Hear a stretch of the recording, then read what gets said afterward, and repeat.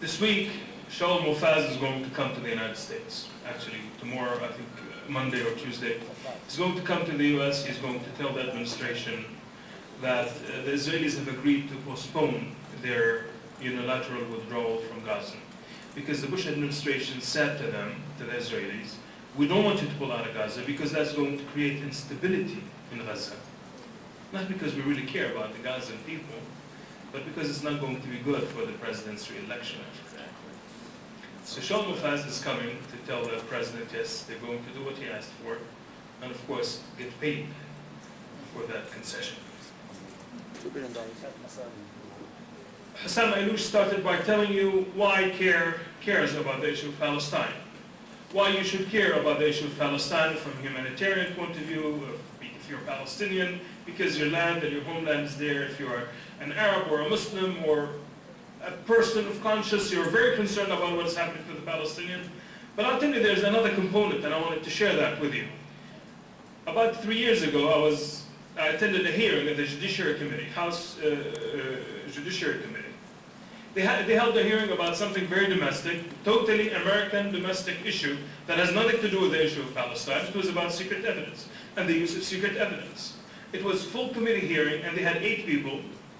Some of you might have heard me tell the story before. They had 8 people to testify. 4 who thought it was a great idea in the 21st century, well, it was the 20th century then, to use this secret evidence and to put people in jail without ever charging them with a crime, without ever accusing them of a crime, without having their attorneys have the right to view what is the reason they are being locked up. 4 people thought it was a great idea in America to do that. 4 thought it was a bad idea, and the 4 who thought it was a bad idea, one of them was one of the country's most notable constitutional scholars, David Cole from Georgetown University. The other was the youngest law professor ever to have tenure at Stanford University, Tom Campbell, who was also a member of Congress, and David Bonnier, who was also a member of Congress. And the 4th person was one of our sisters whose brother was being held on secret evidence. Now, the 4 who thought it was a good idea in America to use secret evidence, all 3 of them, 4 of them, 3 have official positions. One was the executive director of the ADL in Chicago. One was a representative of the American Jewish Committee. A 3rd was representing some other pro-Israel organization. And the 4th was a person whose daughter was an Israeli citizen who was killed in a suicide bombing in Gaza. So if you don't think that the issue of Palestine affects your daily life, well, think again. But now for you and I, who do not necessarily need to be sold on the issue of Palestine and on the need to support the Palestinian people, why is it that we have not done as good of a job as we could have done in reaching out to the rest of America? Because the American people have always a radio station playing in the back of their heads. You know that radio station, WIFM. What's in it for me? You tell an American, well, the Palestinians are really suffering under the Israeli occupation. Well, the Haitians are suffering. People in India are suffering. And people in Africa are suffering. So how is that different? So, well, because you're paying for it. Because you're a partner in that crime. You know, when we talk about war crimes and crimes against humanity, we are using the strict definition that was introduced by the United States after World War II, because American scholars wanted to introduce provisions that would prevent the likelihood of something to happen just like what happened by the Nazis, what took place or what was done by the Nazis. I'm not just really, this is fact. This is a fact that American scholars kind of tweaked and defined what is a war crime and what is a crime against humanity to prevent the possibility of something like what the Nazis did to be repeated. So when we talk about war crimes and crimes against humanity, we're really, we're using an authentic definition of what that is, what that entails. So as American citizens and as American taxpayers, how is it that we're paying for it? Everybody knows that we're paying for it. I don't have to tell you that we give Israel $3.5 billion every year. But one thing you might not know about, and I think if we share this, or these couple of facts with our fellow citizens, with our neighbors, with our friends, with the churches and the synagogues and well, some synagogues.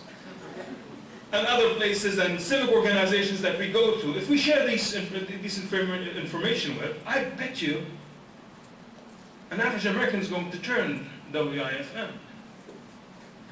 One fact. According to Congress, Congress makes laws, as you know, and Congress made the law that, unlike any other country in the world that gets aid from the United States, you know, like Egypt and every country in the world gets huge sums of money from the United States. The way they get the money is that we keep the money in the bank for them. They come shopping in the United States. They buy the helicopters and the tanks and the bullets and the machine guns and the Armani suits and everything else, and we pay for it. Unlike all these countries, Israel gets all of the money at once. $3.5 billion gets transferred to Israel's account. Lump sum payment. However, Congress made it that we have to pay in lump sum, but also Congress said, by January 31st, you have to give them all of the money. You have to give them all of the money, a single payment by January 31st. It is the law. Congress, the Department of Treasury must oblige. And what happened is that the Treasury at times had to borrow the money. They did not have the cash on hand. They had to borrow the money in order to fulfill the obligation, give Israel $3.5 billion. And when they borrowed the money, they paid $65 million in interest on the money that they borrowed. Israel all of a sudden have $3,500 million in its lap and cannot spend it all at once. What do the Israelis do? They turn around and they invest it in our own treasury bond and they make $85 million on the money. Yes. Very good business. But I bet you, if you ask Joe Bob out there in Des Moines, Iowa, he's going to be one pissed off person. I mean, imagine how an average American is going to react to that. And now don't take my word for it. You'll find this in our website, by the way. And give a plug here, amjerusalem.org. But you don't have to check our website. Go to Congressional Research Service, CRS. This is the report that they did in the second part of 2003. The Cranston Amendment, we used to give aid, basically a loan to Israel, and we'll forgive that loan. Sometimes give them $1.5 billion, we'll forgive $1 billion, and they'll owe us $500 million, and the next year we'll have to kind of do some calculations. And Cranston was a senator, thank God he's no longer a senator.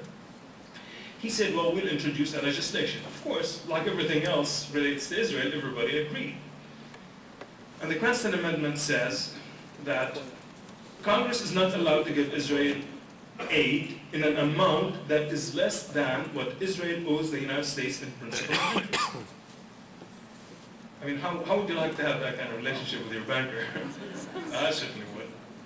But imagine if we're able to share, and I think we have the ability, to share this kind of information with our friends and neighbors and to say, you know, there's more to this issue than what meets the eye as far as, you know, the Israelis are, of course, the victims and so on. You know, talking about hearings on the Capitol Hill being in Washington, D.C., I mean, those hearings, about a dime a dozen. And last week, or 2 weeks ago, there was a hearing about the wall. And you know, the Judiciary Committee, the subcommittee, Middle East Subcommittee and the International Relations Committee is really very populated with extremist pro-Israel members of Congress. And in that hearing, even though we banged on their door and we telephoned and we sent letters and we sent emails saying, we would like to present our side of the story on the wall. Of course, they only had Dennis Ross and one other guy who works for, AIPAC, the Israeli lobby, do the presentation on the wall. And I sat through that hearing, and if I did not know any better, I would think that the Israelis are doing the Palestinians a favor by building the wall. I mean, really, you sit there and they just talk about it, and just a very powerful presentation about what a great idea the wall is. And Gary Ackerman, who's the ranking member on the International Relations Committee, and Eliana Ross-Linton from Miami, Florida, and Dennis Ross, and the fourth speaker from AIPAC, stood there, and every single one of them repeat the same line and say, this is about terror. If there was no terror, there'd be no wall. And then they immediately immediately, I mean, within like less than 30 seconds, they moved on and they start talking about demography and how the demographic situation is, and they have very good, powerful PowerPoint presentation about the numbers, and they agree with Dr. Mustafa Barghouti about the number of Palestinians and how dangerous it is, and we really need a wall and say, and I raised my hand.